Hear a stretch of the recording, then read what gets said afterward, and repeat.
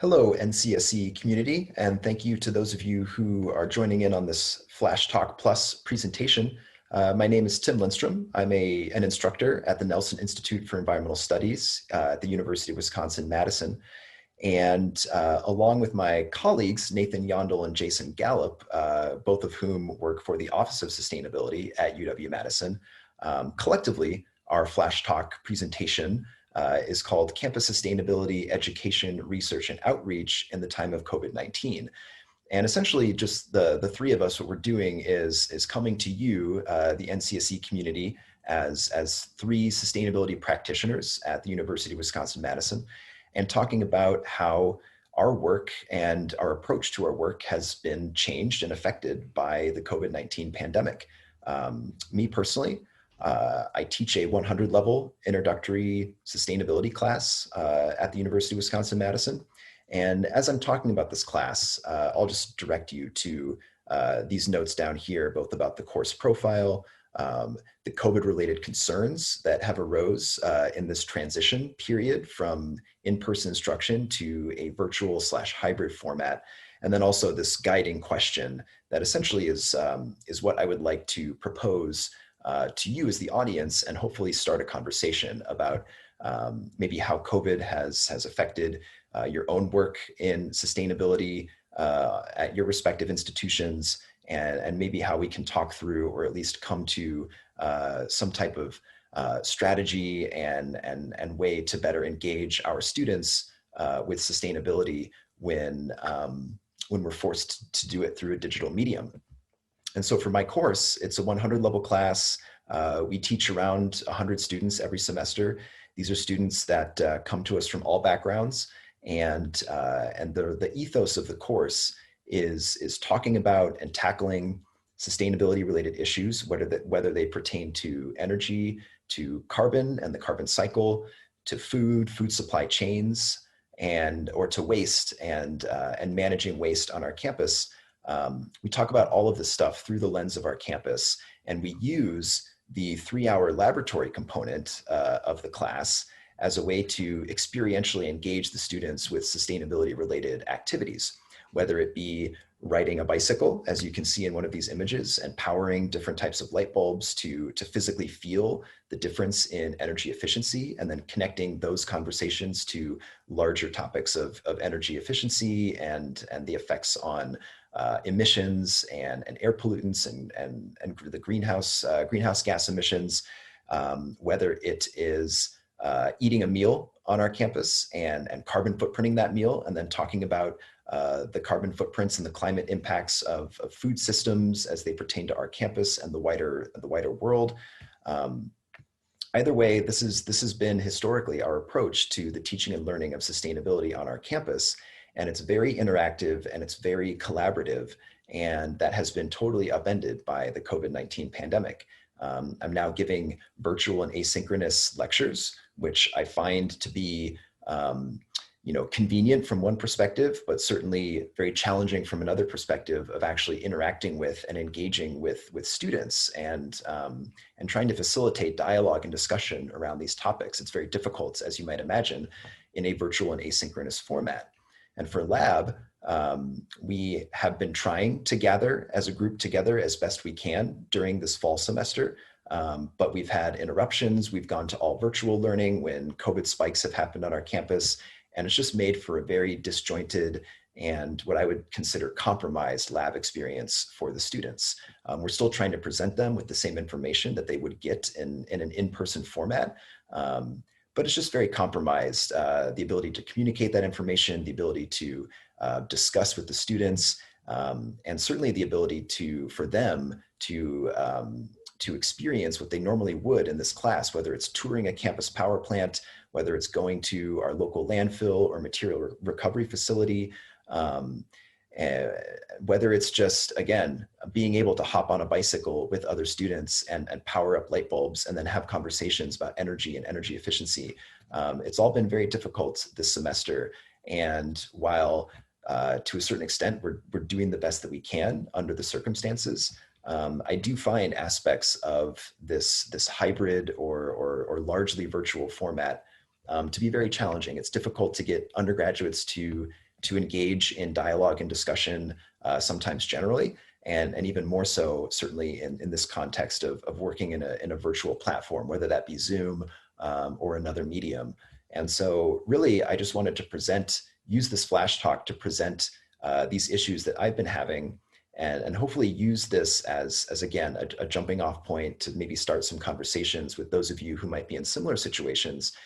Talk about your own experiences, talk about what you've done to overcome some of those challenges, what has been successful, what has been less than successful, and certainly considering the fact that we are going to, at least on the UW-Madison campus, and I imagine where you are as well, we're locked into this at least largely virtual instruction medium for at least the next semester, well into the spring semester 2021, and then who knows what fall 2021 has in store. So again, I would like to wrap up this talk or this presentation just by inviting you to share your own experiences and to join us in discussion in the Zoom room, and maybe we can talk through some of these challenges together.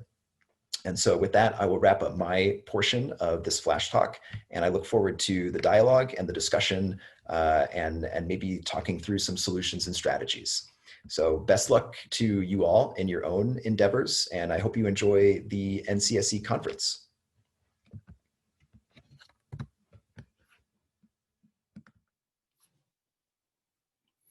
Hi, my name is Jason Gallup, and I manage the student intern program at the UW-Madison Office of Sustainability. Here to talk a little bit about our program and how it's changed as a result of COVID-19. Our internship is a year long, and it's paid. So it starts in June and runs through the end of the school year in May. I always have to repeat that it's paid because you never know with internship. And during that, our interns work on a handful of different things, but primarily they work on these certification programs. They work on connecting with facilities, our partners in facilities on campus, and they work on outreach and community building. So our internship starts with this 10-week summer session where we try to bring everyone up to speed or get everyone on the same page. Our interns come from a variety of different majors and schools, and some show up with more sustainability knowledge than others. So we think it's a good idea to just kind of get everyone a little bit of a sustainability 101, as we call it. So the way that has been impacted most significantly is through the field trips that we usually do. As you can see, there are some photos here of us at a power plant, at the landfill. We go all over the place. We take walking tours of sustainable buildings on campus. We go to the wastewater treatment plant. And, understandably, we had to change all that this year. So fortunately, we've got all kinds of great partners who were willing to adapt. And in most cases, we got to take virtual tours, which is not the same, but still pretty good. We took a virtual tour of the landfill. We took a virtual tour of the wastewater treatment plant. We even took a virtual tour of the local biodigester where our organics and food waste goes. So we made the most of the situation, and we did the same with professional development. We had online workshops instead of in-person ones, and we tried to do our best in terms of networking virtually, which was different, but we made it work. For our certification programs, you can imagine things changed, and they changed rapidly. So in March, when the effects of COVID-19 really started to be felt, our Green Office team realized that they could pivot, and they said, we can do these presentations that we usually go into offices and give, and we can do that online. And so they prepared kind of an online presentation portal and invited their clients to complete their programs that way. And they basically didn't miss a beat. It was really impressive to see. Some of our other teams weren't so lucky. Our Green Events team works with large events on campus, and those were mostly canceled. So they had to kind of shift gears, which they did. They started hosting their own events, and they started putting together calendars featuring different virtual sustainability themed events around the campus and the community, and they made it work. In terms of connecting with facilities, that's difficult when so many fewer people are on campus. But again, we're finding ways to be innovative. And some of our interns are working with our resource coordinator to develop a campus waste map. This is something that they can do in person, but on their own, kind of alone, socially distanced, where they're surveying the campus for different points of the waste stream that could be improved or streamlined. And then finally, in terms of outreach and community building, we've had to make big changes. Our Earth Week went completely virtual, but we think there's going to be some benefit in that as we go forward, and we're able to reach an audience that might not necessarily have been able to attend an in-person event. And on top of that, some of our other interns created a podcast, which I think never would have happened if it weren't for this COVID situation. So, in a lot of ways, this internship has been frustrating, and it's okay. I tell the interns, it's all right to name that and say that it's been difficult, but we're seeing some innovations and some creativity that we might not otherwise have seen, and it's been really inspirational. And so I'm looking forward to kind of how we blend that into our normal workflow going forward with this internship when things are more or less back to normal. Thanks. Hi there, my name is Nathan Jandl. I'm the Assistant Director at the UW-Madison Office of Sustainability, and I'm really happy to be here at the NCSE 2020 conference to give FlashTalkPlus with my colleagues, Tim Lindstrom and Jason Gallup. And we're talking about campus sustainability education, research, and outreach in the time of COVID-19. Adapting to COVID-19 is something about which we are all very familiar at this point. Working remotely for many of us is something we're all very familiar with. Back in March, this was still relatively new. And what I want to talk about for a few minutes today is some of the ways in which we adapted some of our communications projects for the pandemic, and ideally learned a little bit from that process. So I'm going to offer you a few takeaways, which are on the slide right now. And these will probably be relatively familiar, but I'm hoping that the examples that I'm offering will help animate them a little bit. So in addition to being the Assistant Director of the office, I'm also the Director of our communications efforts.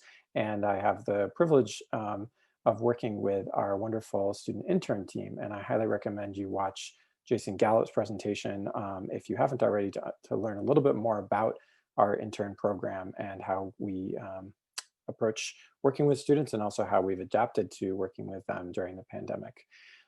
So among other things, we have a number of teams, and one of those is the communications team, which I run and work closely with. And that team does a lot of different projects. They do in-person events, they do social media projects, they write for our newsletter, intern columns, we call them. They create guides and other kinds of graphics, and so on and so forth. So in March, as the pandemic was starting to close down universities, we were in what we thought was kind of the late process, or the late stage of planning for our Earth Week events. Earth Week is our biggest in-person event of the year, a week of events, as it sounds, around Earth Day. And it's really our best chance to interface with the campus face-to-face. And of course, this year that had to change. And so one of the first things that we had to learn was how to be nimble and how to be adaptable. And that meant leaning into technology, for example. So immediately we were confronted with questions like, for all of these in-person events, how do we make them the best they can be, but make them be remote? And that meant for some of those events not having that, and that meant making the tough decision to cut them and replace them with something else. For others, it meant deciding between choices like, do you pre-record an event and strive for greater polish and a kind of sense of a lecture, or do you take a little bit of a risk and get everybody online and try to do a live event? And we found that both were useful ways of going. And I think that kind of both and approach really characterizes the way that we've looked at communications during the pandemic, that there are upsides to bringing people together at a specific time of night. Certainly you record events in order for those who can't make it to see them, but you try to recreate that sense of everybody being together and interacting live. And then there are other topics that maybe it's better to have the chance to really get your message just right, and to make sure that people feel like they're getting a really high quality product. So we managed this year to cover a wide gamut, as we always try to do, from webinars on environmental justice, conversations on conscious consumerism, activism, and a number of other topics, to fun DIY videos, how to make sustainable cleaning materials, how to sew. That kind of range allowed us both to stick to our guns in terms of the big topics we wanted to hit, and also make sure that we had some fun in there, some creativity in there. And I think that really characterized, again, our whole approach. We also, and so the upshot of that is that we were trying to stay ambitious, but also adjust our expectations. And I think that extended well out of Earth Week and into our other sustainability related communications efforts over the course of the summer and now into the fall. One of those new efforts that I want to talk about is our new podcast, which we call the Sustain UW podcast. This is actually an idea that we'd had for a couple of years and had failed to do. And interestingly, when our communications team was stuck in their individual houses and apartments, working from home, they, in a sense, had more time and bandwidth to focus on what is kind of a hard nut to crack, which is how do you create a podcast. And in fact, they did it despite the additional difficulty of having to do recordings remotely, to coordinate their editing remotely, and so on. And so what did we learn from this process? Well, among other things, we learned that it's really important to provide space and time for feedback and revision, for building in processes to intentionally move through the creation and rollout of a communications effort. It's quite challenging to come up with ideas, create a script, revise that script, create the recordings, do interviews, go through the audio revision process, find your platform, and so on for a podcast.